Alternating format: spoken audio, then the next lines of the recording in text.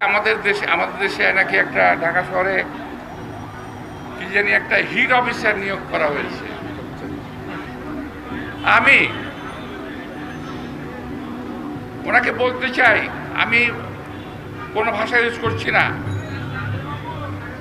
আমাদের এই মেয়ের মতো ওনাকে বুঝিয়ে দিতে চাই, আপনি সরকারকে বলুন আজকে ঢাকা শহরের চারিদিকের খালগুলো খুলে দিতে। আপনি সরকারকে বলুন যে বালি দিয়ে কৃত্রিম বালু দিয়ে কৃত্রিম যে মরুকরণ ঢাকা শহরকে করা হয়েছে এটাকে অপসারিত করতে।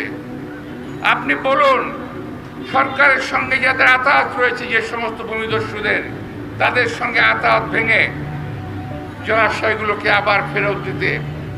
তাহলে অন্তত ঢাকা শহরটা অন্তত রেহাই পাবে।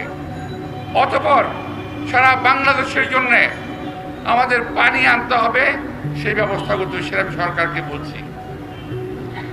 আমি বিনীতভাবে অনুরোধ জানাবো আমাদের যে হিট অফিসার, ওনাকে অনুরোধ জানাবো যে আপনি আমাদের যে এই যে মরুকরণ চলছে ঢাকা শহর, এটার দিকে খেয়াল রেখে এটার দিকে ফোকাস করে আপনি সরকারকে কথা বলুন।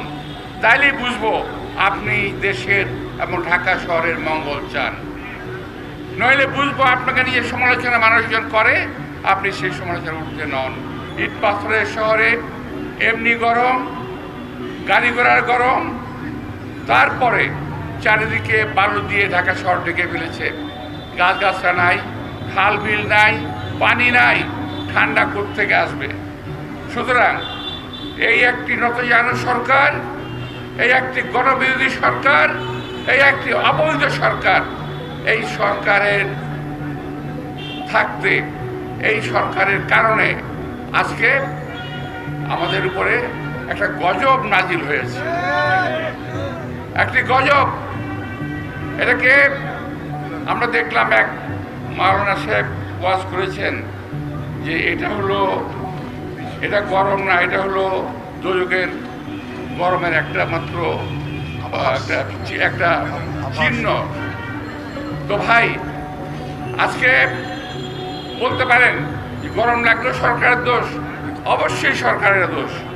আমি আপনাদের সবাইকে এবং নগরবাসীকে, ঢাকা শহরবাসীকে বিশেষ করে যারা শ্রমজীবী মানুষ, কষ্ট করে খেতে খায়, আমি দেখলাম যে আমি ভাবতে পারছি না, ভাবতে কষ্ট হচ্ছে। আমি এখানে বসে কথা বলছি কিন্তু আমি ঘামছি, আমি ভয় পাচ্ছি আমার আবার হিট স্ট্রোক না হয়ে যায়। আমার যে সাংবাদিক ভাইরা আছেন তারা কষ্ট করছেন, আমার যে রিক্সাওয়ালা ভাইরা আছেন তারা কষ্ট করছেন, শ্রমিক ভাইরা কষ্ট